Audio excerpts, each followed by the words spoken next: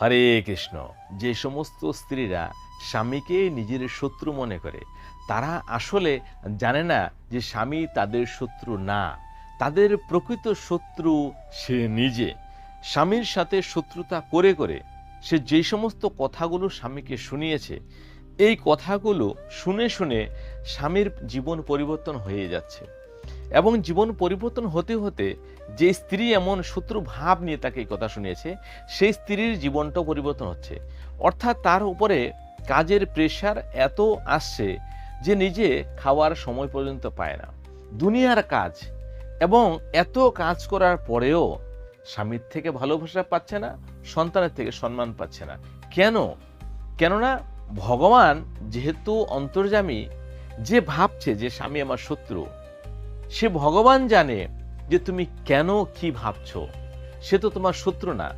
এবং সেই জন্যই স্বামীকে এমনটা বানিয়ে দেবে যে স্বামীকে যেন কিছু না করতে হয়, সব কাজের দায়িত্ব, যত পরিশ্রম, সব কিছু তাকেই করতে হবে। কেননা সে তো ভেবেছে তার স্বামী শত্রু, তাহলে যখন ভাবলো তো সেটা ভুগতে হবে।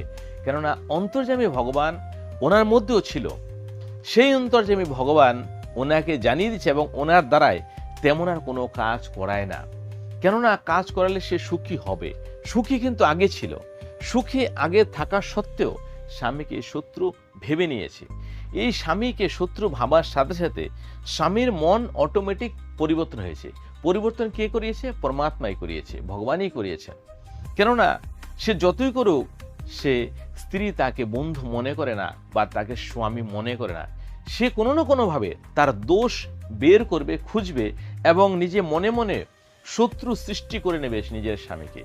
আপনি মিলিয়ে দেখবেন, শাস্ত্রের মধ্যে, ইতিহাসের মধ্যে এমন কোনো উদাহরণ নেই যে স্বামীর সাথে শত্রুতা করে বা বিরোধী করে কোনো স্ত্রী আজ অব্দি সুখী হতে পেরেছে, আর না হবে কোনোদিন।